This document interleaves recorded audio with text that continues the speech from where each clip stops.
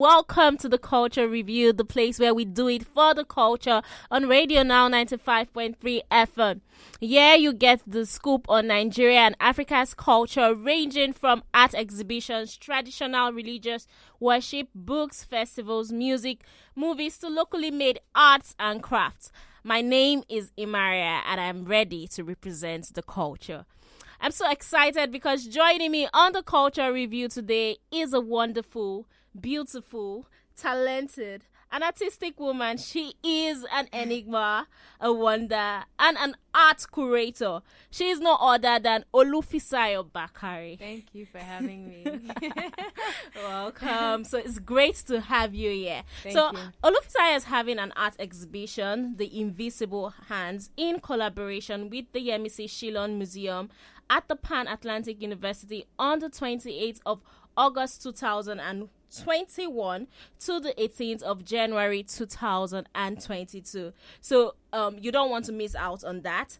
But before we start talking about that exhibition, let's just get right in. Today we'll be talking about art curation in Nigeria. So you're an art curator. I am. Yes, I am. So can you tell us what it means and what being an art curator entails? It's very interesting. My journey started off in the built environment, being an interior architect or interior designer. And I've always had an affinity in the arts. And so this is actually my first curatorial project.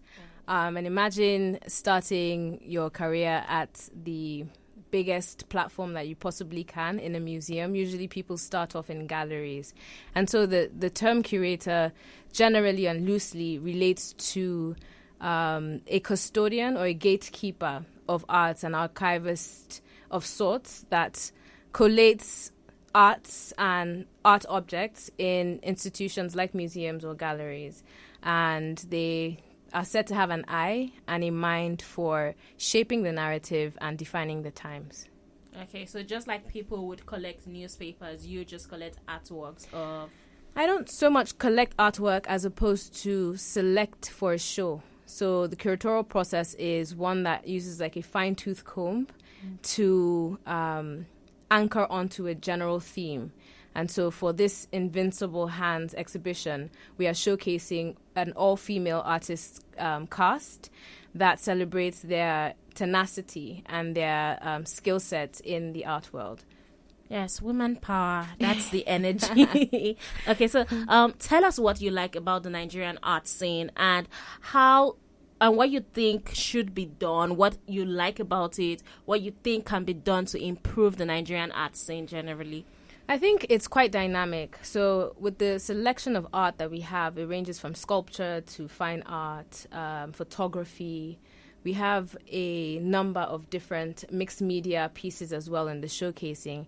And I think it's quite dynamic. The art scene in Nigeria it lends itself to a plethora of different voices and approaches to the art production process. I see a lot more emerging artists have platforms that they can showcase their works on, and one of such is happening in the exhibition as well. We have an artist, a Nigerian artist who went to London to further her studies and is back now. So this is the first time she's ever showing her work on Nigerian soil outside of school. And so it starts from giving such artists and such opportunities to creatives to kind of have a voice of their own in an institution. And that's kind of the role of a curator as well, to make sure that the right pegs are in the right holes and to continue to push the conversation forward. Okay, so one of the interesting things about your exhibition for me should be the name. You picked The Invisible Hands. What were you thinking and why did you pick that name? That's a really good question. My paternal grandmother was an Adire dyer. And so I've always kind of had an exposed way through the art world from her eyes and her indigo dyed hands. And that has kind of shaped how I see the skill sets of these artists that were selected for the show. It's in the detailing of their work.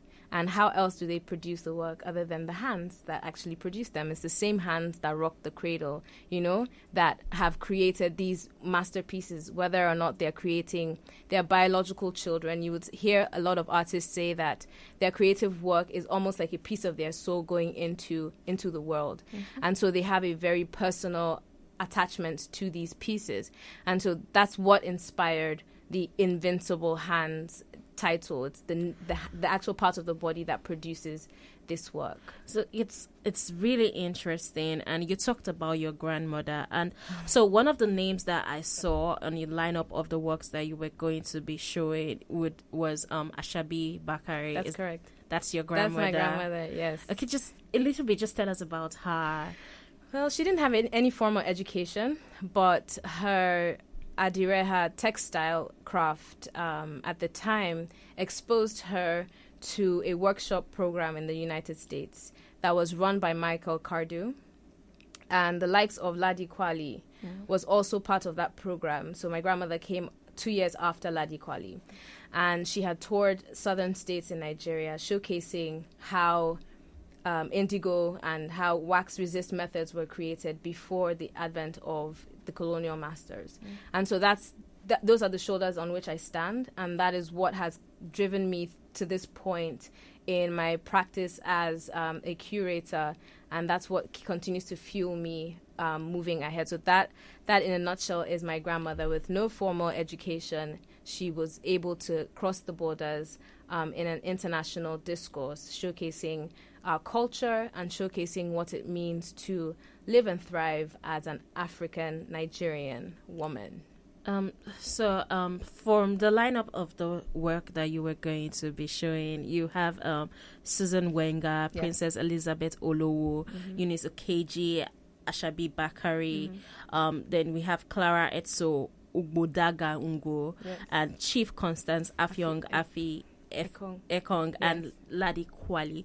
Why these women? So I want to correct a notion. These women on the flyer, these are the founding mothers of what would be known today as the contemporary art in Nigeria.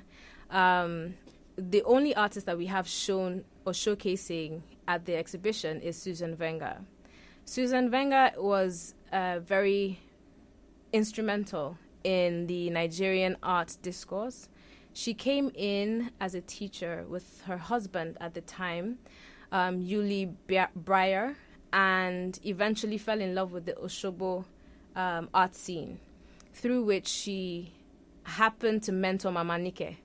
So we know Nike Art Gallery now, but Mama Nike had been producing Adire cloth before Susan Wenger's intervention, but they had some sort of cross-referencing in their works. And so Mama Nike is also one of the exhibiting artists, and what we wanted to do was because we are not able to showcase all the art of all these women who are, the reason why it's in black and white is because they're deceased, right? Some of Ladi Kwali's works are in the British Museum, for example. To be able to source that and borrow it for the show was going to be tedious. So instead, what we wanted to do was to showcase what we still have in a manner of speaking through the histories that we are able to connect, and to give an open forum, to open the door to emerging artists. So these women play a specific role in showing that they were the bedrock on which what you're about to see stands. Yeah. So they paved the way for other female artists to, carry on in the art scene. That's basically. Correct. Yes. That's very interesting and phenomenal. I spoke about your exhibition earlier, and I would just like for you to tell us about it, what to expect, what we're going to see, how people should come in, and all of the protocols surrounding that. The exhibition opens on the 28th of August at 11 a.m. and that's a Saturday, so hopefully you are able to navigate and get to that point on time. It's at the Ibejuleki Pan-Atlantic University campus, and it's only going to be happening on the ground floor.